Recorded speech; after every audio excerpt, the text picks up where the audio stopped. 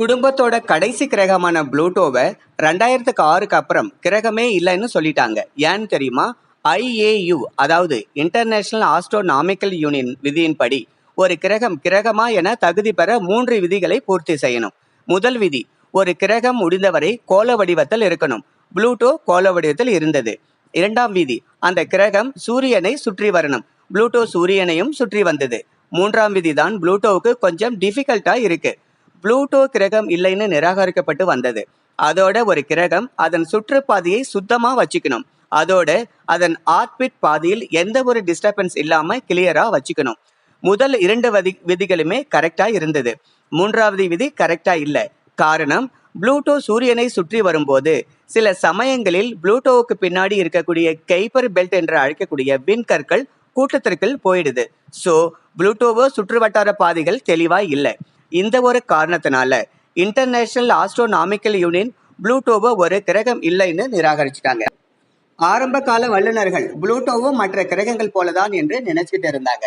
ஆனா அறிவியல் வளர்ச்சி அடைய அடைய புளூட்டோ மட்டுமல்லாமல் மற்ற கிரகங்கள் ஸ்பேஸ் பற்றின பல குழப்பங்களும் தீர்ந்தது. பல புது புது விஷயங்களும் தெரிய வந்தது. இப்ப ஸ்பேஸ் பற்றின பல விஷயங்கள் தெரியும், சில விஷயங்கள் தெரியாமலும் இருக்கும். இந்த வீடியோவை பார்த்த பிறகு எத்தனை பேருக்கு முன்னாடியே தெரியும், எத்தனை பேருக்கு வீடியோ பார்த்த பிறகு தெரியும் என கமெண்ட் பண்ணுங்க. அப்பதான் space and science related video பற்றி எனக்கும் ஒரு சின்ன மோட்டிவேஷனா இருக்கும். நம்ம சோலார் சிஸ்டத்தின் ஃபாதர் என்று அழைக்கக்கூடிய சூரியனிலிருந்து ஆரம்பிப்போம். நம்ம சூரியன் உருவாகி 4.6 பில்லியன் இயர்ஸ் ஆகுதுன்னு நிறைய பேருக்கு தெரியும். அப்படிப்பட்ட சூரியன் பாதி வயசை ரீச் பண்ணிட்டதா சொல்லப்படுது. அதாவது அதனால் வாழ்நாள்ல பாதி கட்டத்துல இருக்கு. இன்னும் 5.2 பில்லியன் இயர்ஸுக்கு அப்புறம் அதோட வயசை இழந்து ரெட் ஜெயண்டா மாறிடுன்னு சொல்றாங்க. என்னது, சூரியனுக்கு வயசாகுமா? என்ன ப்ரோ சொல்றீங்கன்னு கேட்டா, எஸ், சூரியனும் நம்ம யூனிவர்ஸ்ல இருக்கிற மற்ற ஸ்டார்ஸ் மாதிரி தான் தொடர்ந்து க்ளோ ஆகிட்டே இருக்கணும்னா எரிபொருள் அவசியம். இதை நல்லா கவனிக்கணும். பேப்பர்ல நெருப்பு கொளுத்தி விட்டா எரியும்ல, அந்த மாதிரி சூரியன் எரிஞ்சுக்கிட்டே இல்லை, க்ளோ தான் ஆகிட்டு இருக்கு. சூரியன் தொடர்ந்து க்ளோ ஆகிறதுக்கு காரணம் நியூக்ளியர் ஃபிஷன், அதாவது அணுக்கரு இணைவு என்ற நிகழ்வு தான். இந்த நியூக்ளியர் ஃபிஷன் எப்படி நடக்குதுன்னா, சூரியனுக்குள்ள அதிகமான கிராவிடேஷனல் ஃபோர்ஸ் இருக்கும். அதனால சுற்றி இருக்கக்கூடிய ஹைட்ரஜன் எல்லாம் இழுக்கப்பட்டு ஒன்றோடு ஒன்று மோதி ஃபியூஸ் ஆகி ஹீலியமாக உருவாகுது. இது நீங்க நினைக்கிற மாதிரி சாதாரண நிகழ்வு கிடையாது.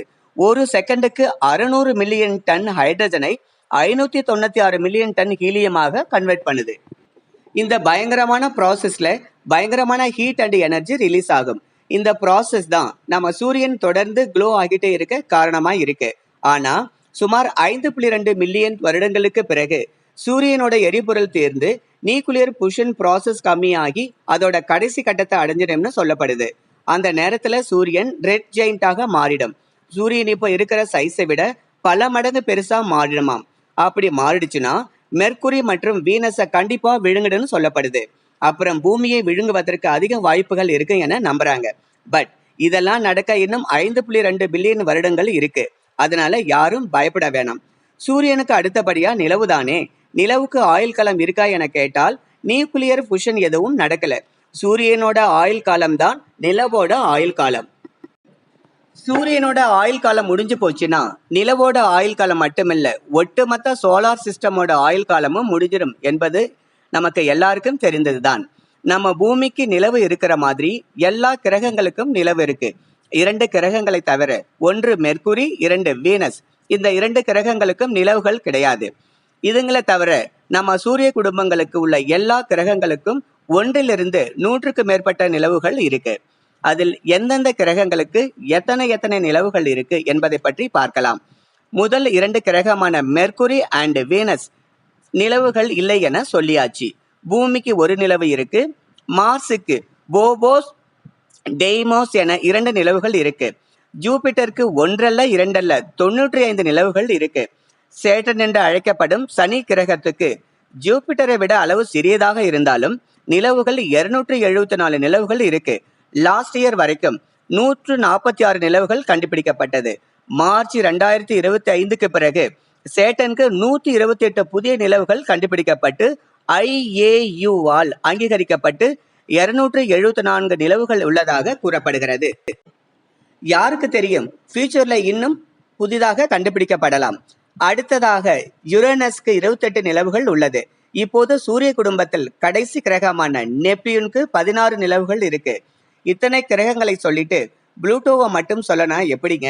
IAU புளூட்டோவை கிரகம் இல்லைன்னு சொல்லிட்டாலும் நான் 90 கிட்ஸ். நான் ஸ்கூல் படிக்கும்போது புளூட்டோ கிரகமா தான் இருந்தது.